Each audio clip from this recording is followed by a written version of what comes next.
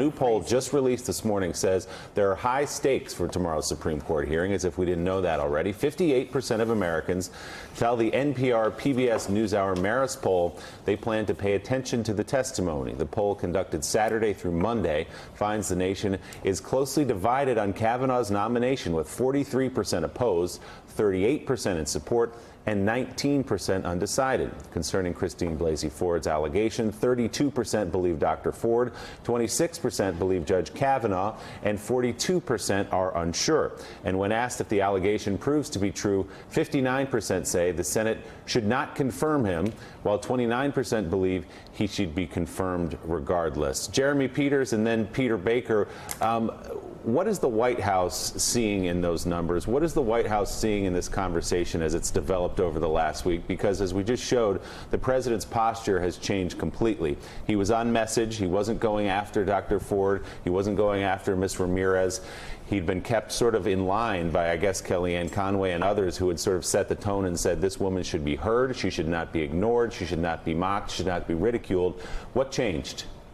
Well, that would be one way to handle it, and certainly it was the way that Trump and a lot of other Republicans were handling this until the pressure from the right, the conservative commentariat, and a lot of other more kind of hard right politicians started to really weigh on Senate Republicans. I mean, if you go online, you listen to talk radio, what you're hearing is confirm him now. We don't care what these women say. We don't think they're being honest. They are being paid by the Democrats. George Soros is involved. Tom Steyer is involved. You know, all these liberal boogeymen are involved in a conspiracy to take out Judge Kavanaugh, and that has really had its effect. I don't think that you would have seen Senator McConnell call for a vote as quickly as he did if that pressure had not materialized. And what you're hearing now more and more from the right is, look, if Republicans don't push this through and confirm him, you can kiss the Senate goodbye, because our voters are going to stay home.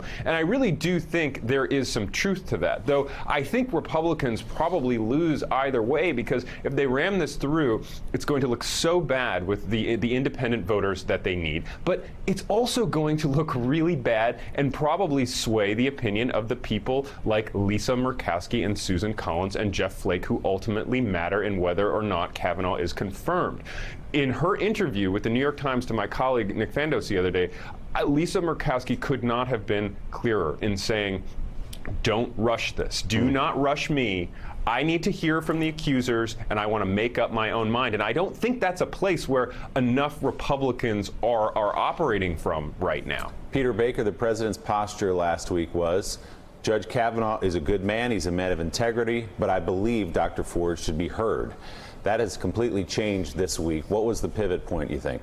Yeah, it has changed this week. And I think Jeremy's right. You know, obviously that this has become a galvanizing issue on the right among the base. There's a feeling of resentment and a feeling of anger, grievance in the sense that this is one of our nominees and they're going after him. And I think that, you know, on top of the political pressure, I think there is a sense among Republicans, both in the White House and in the Senate, that, you know, that they're being played in some way, that this is, in fact, you know, it's not just rhetoric to say that it's a Democratic plot. There is a feeling among Republicans that they have, you know, somehow been on the receiving end of a dirty trick, in effect, because the issue did not come up until the end of the process rather than in July when Dr. Blasey Ford first wrote her letter to Senator Feinstein. Now, of course, Senator Feinstein said that she didn't bring this up because Dr. Blasey Ford asked for confidentiality. But that, you know, there's a raw feeling right now. Neither party trusts each other. Both parties look at each other in the most suspicious and most, you know, nefarious terms, so that when something comes up like this, it must be part of a plot rather than, you know, sort of a human kind of situation where a particular woman in California, a professor, you know, is struggling with whether to come forward or not. And so I think those raw feelings have animated this president. He wants to be more aggressive. He wants Judge Kavanaugh to be more aggressive. He thought the other night on Fox that Judge Kavanaugh wasn't strong enough. And he's telling him when he gets up there tomorrow at the Senate Judiciary Committee, he needs to be more forceful in his response to this. I just don't understand, you know, after Anita Hill and everything that you would think Republicans have learned, why, Elise, there couldn't have been, on the part of Republicans, a negative reaction to what President Trump said about the second accuser. What do you have to lose? And by the way, you can be very angry at Democrats and you can think there's a plot, you can think it's dirty pool, but you still have to respond in a way where your constituents understand that you have a sense of respect for women, that you take something seriously, and that you're not a misogynist. And I feel like on many levels, it's a fail, fail, and fail. Well, and I think Peter Baker just identified exactly that, the fact that President Trump thinks that Judge Kavanaugh needs to be more aggressive and more attacking. It's exactly the wrong strategy, and it has been the White House's strategy to try to Trumpify someone who is anything but. Yeah. The man that I knew who worked at the White House was a serious scholar, a serious person. He was great. I, had no issues whatsoever and think so highly of him as a mentor to women.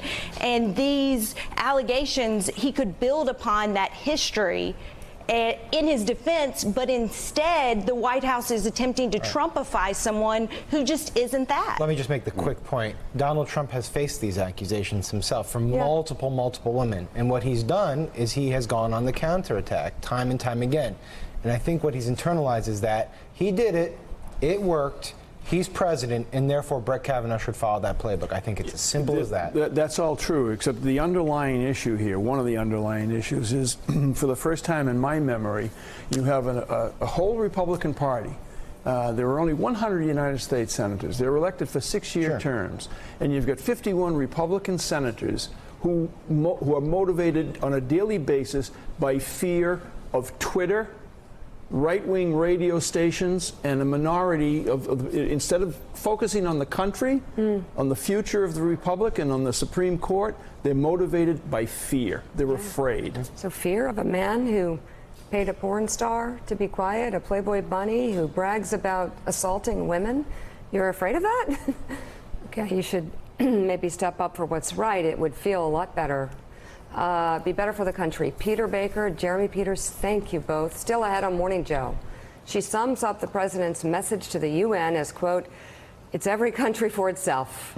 NBC's chief foreign affairs correspondent, Andrea Mitchell, joins the table next on Morning Joe. Thanks for checking out MSNBC on YouTube, and make sure you subscribe to stay up to date on the day's biggest stories. And you can click on any of the videos around us to watch more from Morning Joe and MSNBC. Thanks so much for watching.